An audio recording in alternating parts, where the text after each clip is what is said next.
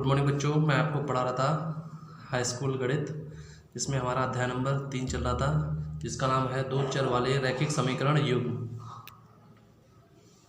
जिसकी प्रश्नावली 3.1 चल रही थी। ठीक है, जिसका क्वेश्चन नंबर पहला हो गया था। अब हम आज करेंगे क्वेश्चन नंबर इसका दूसरा। देखिए क्या कहा गया है। क्रिकेट टीम के एक कोच ने 3900 रुपये में 3 बल्ले और 6 गेंदें खरीदी। ठीक है, क्रिकेट टीम के एक कोच ने 39 रुपये में 3 बल्ले तथा 6 गेंदें खरीदी। बाद में उसने एक और बल्ला तथा उसी प्रकार की 2 गेंदें 1300 रुपये में खरीदी। इस स्थिति को बीजगणितीय तथा ज्यामितीय रूपों में व्यक्त कीजिए। ठीक है, तो आपको पहले बीजगणितीय रूप में और फिर ज्यामितीय रूप में व्यक्त करना है। तो देखिए कैसे करेंगे क्वेश्चन को। क्वेश्चन का हल देखिए। माना एक बल्ले का मूल्य, हम मान लेते हैं एक बल्ले का मूल्य है वो x रुपये तथा एक गेंद का मूल्य हम मान लेते हैं y रुपये। ठीक है, तो अब देखिए अकॉर्डिंग टू द क्वेश्चन, मतलब प्रश्नानुसार क्या हो जाएगा। 3x मतलब क्या है, 3 बल्ले। क्वेश्चन क्या कहा गया था, 3 बल्ले तथा 6 गेंदे, मतलब 3x और 6y दोनों का योग कितना है 3900 रुपये। क्या है, उसने 3 बल्ले तथा 6 गेंदे उसने टोटल 3900 रुपये में खरीदी हैं। तो आपका एक समीकरण यहाँ से तैयार हो जाएगा, 3x + 6y, ठीक है, बराबर 3900, समीकरण 1। उसी प्रकार से उसने क्या कहा, बाद में उसने एक और बल्ला, मतलब एक बल्ला और उसी प्रकार की 2 गेंदे, मतलब x + 2y, मतलब एक बल्ला x + 2 गेंदे, तो 2 गुणे y। ठीक है, x + 2y बराबर कितने में खरीदी उसने 1300 रुपये में। ठीक है, ये आपका दूसरा समीकरण मिल गया। तो हमें बीजगणितीय रूप हमारा प्राप्त हो गया। पहला क्या था समीकरण, 3x + 6y बराबर 3900, दूसरा है x + 2y बराबर 1300। ठीक है, अब हम इसी को ग्राफीय रूप में भी आपको समझाएंगे। ठीक है, ग्राफीय रूप में इसको कैसे करेंगे। समीकरण 1 से हमारा क्या था, समीकरण 1 क्या है, 3x + 6y बराबर 3900। समीकरण 2 क्या है हमारा, x + 2y बराबर 1300। तो इसमें से हम x का मान निकाल लेंगे। ठीक है, x का मान निकाल के एक टेबल बना लेंगे, यहाँ पे भी x का मान निकाल के एक टेबल बना लेंगे। ठीक है, तो देखिए 3x + 6y बराबर 3900 दिया हुआ था, तो x बराबर क्या हो जाएगा 3900 - 6y और बटे में इसके 3 आ जाएगा। यहाँ पे देखिए x का मान निकालेंगे तो 1300 - 2y। ठीक है, अब हम क्या करेंगे, इस जो हमने समीकरण बनाया है ये x बराबर 3900 - 6y/3 और ये वाला समीकरण बनाया है, इसमें हम क्या करेंगे, y का मान रखेंगे, इसमें भी y का मान रखेंगे। ठीक है, इसमें y का मान रखेंगे तो ये टेबल बनेगी, और इसमें y का मान रखेंगे तो ये टेबल बनेगी। देखिए किस प्रकार रखेंगे, तो y का मान हमने इसमें 500 रखा। ठीक है, ऐसे मान रखने हैं जिससे हमें एक पूर्ण संख्या प्राप्त हो।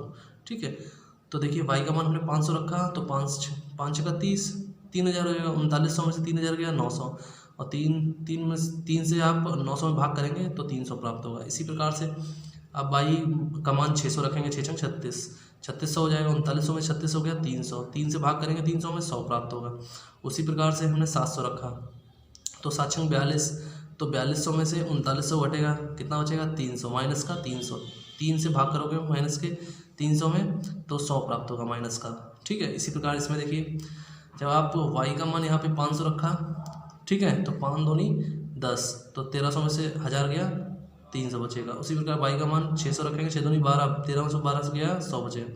ठीक है, उसी पर y का मान रखेंगे 700, तो 1400, 7 दूनी 14, 1400 में से 1300 गएगा तो आपका माइनस का 100 प्राप्त होगा। ठीक है, अब हम इसी टेबल से, इन्हीं दोनों टेबल से हम इसको ग्राफ के रूप में रिप्रेजेंट कर देंगे। ठीक है, ग्राफ के रूप में व्यक्त कर देंगे। देखिए कैसे करेंगे।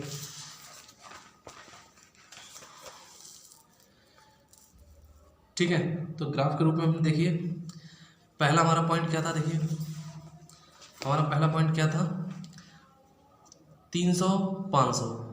ठीक है, 300 और 500, तो देखिए हमने इसमें कहाँ पे 300 प्राप्त होगा, हमें 300 यहाँ पे प्राप्त होगा। ठीक है, और 500 ये है, तो 300 और 500 दोनों को मिलाती हुई जो पॉइंट मिला हमें ये यहाँ पे मिला है। उसी प्रकार दूसरा पॉइंट क्या होगा, क्या था, ठीक है, x अक्ष से 100 और y से 600, तो दूसरा पॉइंट यहाँ प्राप्त हो जाएगा। ठीक है, तीसरा पॉइंट दिया हुआ है, तीसरा पॉइंट है -100 700, मतलब x एक्सिस पे -100, ठीक है, और y पे 700, तो आपका तीसरा पॉइंट यहाँ मिल जाएगा। हम ठीक है, तीनों पॉइंट को मिलाते हुए रेखा खींच देंगे तो हमारी एक रेखा हमें प्राप्त हो गई। ठीक है, अब इसी प्रकार से आपका दूसरा समीकरण था, दूसरा समीकरण भी था ये वाला। तो इसके भी पॉइंट और इसके पॉइंट देखिए दोनों सेम हैं, तो जो लाइन आपने इसके लिए खींची है वही लाइन इसके लिए होगी। ठीक है, तो दोनों में कोई अंतर नहीं हुआ। ठीक है, तो उसके ऊपर ही आप ये वाली इस समीकरण की लाइन भी, इस टेबल की लाइन भी खींच सकते हैं। ठीक है, तो दोनों लाइनें आप खींच सकते हैं, तो आपको ऐसा ही ग्राफ मिलेगा। ठीक है, यही ग्राफ बनेगा इसमें। अब देखिए इसी प्रकार अगला क्वेश्चन है। अगला क्वेश्चन देखिए, प्रश्न नंबर तीसरा है, 2 kg सेब और 1 kg अंगूर का मूल्य किसी दिन 160 रुपये था। एक महीने बाद 4 kg सेब और 2 kg अंगूर का मूल्य 300 रुपये हो जाता है। इस स्थिति को बीजगणितीय तथा ज्यामितीय रूपों में व्यक्त कीजिए। सेम क्वेश्चन है उसी तरीके का। ठीक है, तो इस प्रकार हम क्या मान लेंगे, माना 1 kg सेब का मूल्य हमारा x मान लेंगे और 1 kg अंगूर का मूल्य y मान लेंगे। ठीक है, x और y के रूप में हम ट्रांसफॉर्म कर लेंगे इस अपने समीकरण को। ठीक है, उसको ट्रांसफॉर्म कर लेंगे। तो देखिए, तो बोला क्या है, 2 kg से तो 2x, 1 kg अंगूर मतलब plus y, 2x plus y, total कितना मूल्य था 160 रुपये। कितना है 160 रुपये। ठीक है, उसी पर 4 महीने बाद कितना, 4 महीने बाद। ठीक है, यहाँ पे आप लिख भी सकते हो 4 महीने बाद, 4 महीने बाद 4x। ठीक है, 4x मतलब क्या है, क्या हो जाएगा आपके 4 kg से। ठीक है, 1 किलो सेब का मूल्य x रुपये माना था, तो 4 किलो कितना हो जाएगा 4x, 2 किलो अंगूर 2y, दोनों को टोटल कितना हो जाएगा 300 रुपये। ठीक है, 300 रुपये में 4 किलो सेब और 2 किलो अंगूर कितने रुपए, 300 रुपये में। ठीक है, तो 2 समीकरण हमारे प्राप्त हो गए। अब देखिए,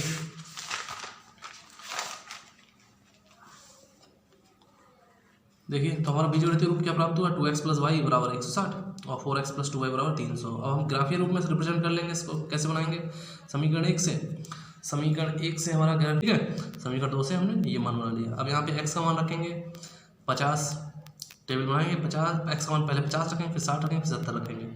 ठीक है, तो 50 रखेंगे, 50 दूनी 100, 160 में से 100 गया, 60 बचेगा। 60 रखेंगे तो कितना हो जाएगा, 60 दूनी 120, 160 में से 120 गया, 40 बचा। 70 रखेंगे, 70 दूनी 140, 160 में से 40 गया, 20 बचा। तो इस प्रकार x और y के दोनों मान मिल जाएंगे। उसके बाद इसमें क्या करेंगे, x का मान 70 रखेंगे तो हमें यहाँ से 10 मिलेगा, तो 70 चक्कू 280, 300 में से 280 गया, 20 में 20/2 है तो आपका 10 मिलेगा। ठीक है, फिर हम x का मान यहाँ पे 80 रखेंगे तो 80 चक्कू 320 हो जाएगा। 320 में से 300 घटाएंगे तो माइनस का 20/2, तो यहाँ पे माइनस का 10 आ जाएगा। इसी प्रकार आप x का मान 75 रखेंगे, 75 चक्कू 300 पूरा हो जाएगा। ठीक है, तो 300 में 30 है, 0 हो जाएगा, 300 में 300 गया 0 बचेगा। ठीक है, तो इसमें y का मान 0 हो जाएगा। तो देखिए हमने यहाँ से 2 टेबल प्राप्त कर लिए। अब दोनों टेबलों से हम यहाँ पे ग्राफ बनाएंगे, दोनों टेबलों से हम यहाँ पे ग्राफ बनाएंगे। तो देखिए कैसे ग्राफ बनाएंगे, x का मान 50, y का 60।